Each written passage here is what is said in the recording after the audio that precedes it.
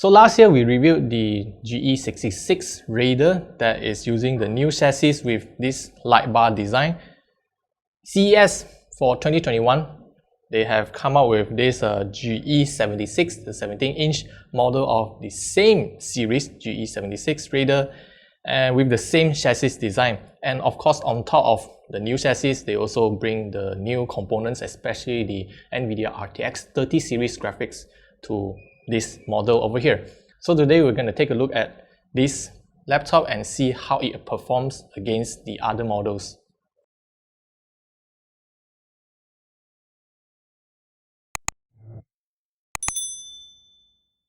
Again, if you're familiar with the GE66 and 76 series, pretty much you already know the key highlight of this particular model is no other than this light bar at the front here. Even if you look at our previous review of the GP666, you will know that both of them are sharing the exact same chassis minus this light bar over here. So you pretty much can guess this kind of design is the modern look, which is inherited from the GT76. All things aside, you can check out other videos if you want to know more about the chassis. But the key things over here is some of these connectivities over here. I am kind of disappointed with it. On the right hand side, you have two USB Type A at USB 3.2 Gen 1 speed and a full-size SD card reader.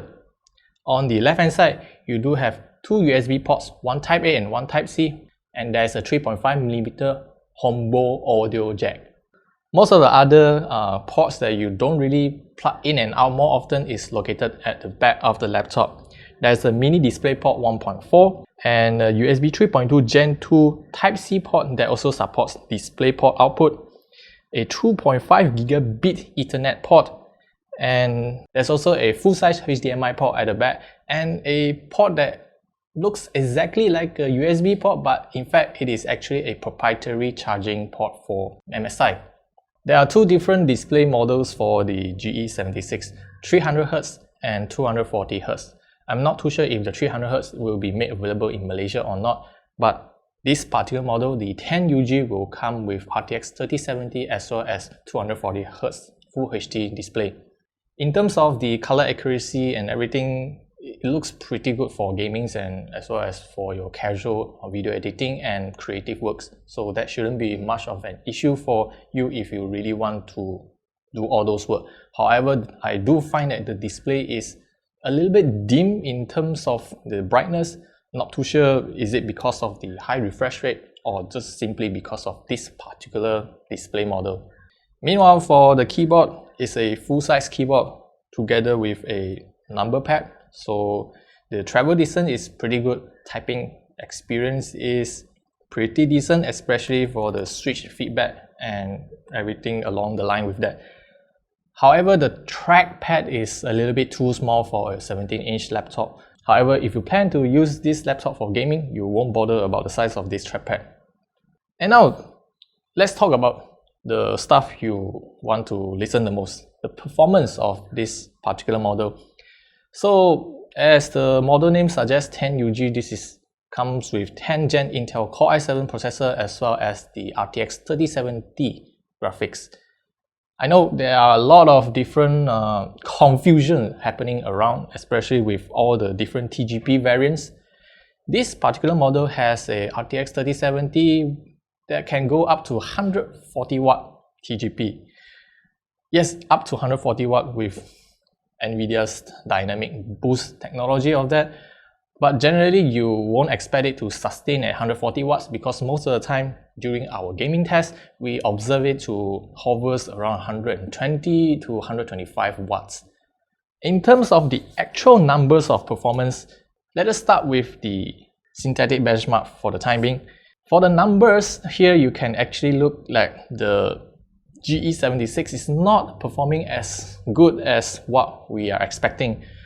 It is even lower than the GP66 Leopard 10UG of the same specs. In fact, the Leopard is actually a 15.6-inch model. We're not too sure why the Intel Core i7 score is lower when it comes to Cinebench R23 test. Even the PC Mark 10 which favors a lot to the CPU side, is having lower score compared to the Leopard. Now, when it comes to graphical intensive tests like the 3D Mark, Time Spy and Port Royal, at least because of the higher TGP of the RTX3070, the scores is higher for the Raider. So at this point, I really don't understand what is happening with the configurations done by MSI, because number one, the GP666 Leopard is using the same CPU with this GE76 Raider, and by right, with bigger chassis and bigger cooling solution, you should get higher performance from that, but in fact it is not. So now let us just shift our focus out from the synthetic benchmark, because usually that doesn't really reflect our real life usage. When it comes to actual gameplay performance, now we're seeing some actual benefits when it comes to the higher TGP for the graphics. The performance for the gaming is really well for the GE76 Raider. Most of the time you are getting more than 80 FPS for most of the games, unless you decide to turn off DLSS for some of the games. However, I also want to point out that even with the higher TGP for the RTX3070, maximum 140 watt, the performance difference is not that far ahead from the GP66 Leopard. The GP66 Leopard is around maximum 125 watt TGP, which is, 15 watt lower than this one. Still, you are only getting like maybe 5% advantage on this one. So yeah, in other words, we are not entirely satisfied with the performance of this particular laptop. I know the performance itself is still pretty good for the RTX3070 standards, and it is still way better than RTX3080 with 100 watt TGP. Yeah, that one is a joke. So for this particular laptop, I think it is really for those who want to look for a 70-inch laptop, big size, and you got some fancy lighting, which of course it doesn't really serve any practical purposes, but it does give you some of the RGB blinks if you're into this kind of stuff. So before we conclude this thing, we want to point out some of the findings of our testing based on whatever we have done. The CPU side is especially disappointing when it comes to this particular laptop. We don't know what is happening. Is it because of the Intel's optimization, or because of MSI's some BIOS changes to that? However, the RTX3070 at 140 watt is really doing great so far, and I believe there are still a lot of headroom for overclocking if you want to push it further, because the temperature is really not that high for the GPU, except for the CPU, which can go up to 99 degrees.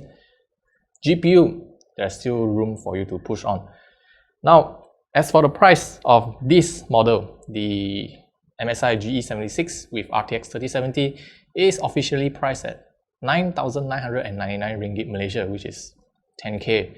Of course, there are plenty of other options available in the market if you want to choose that.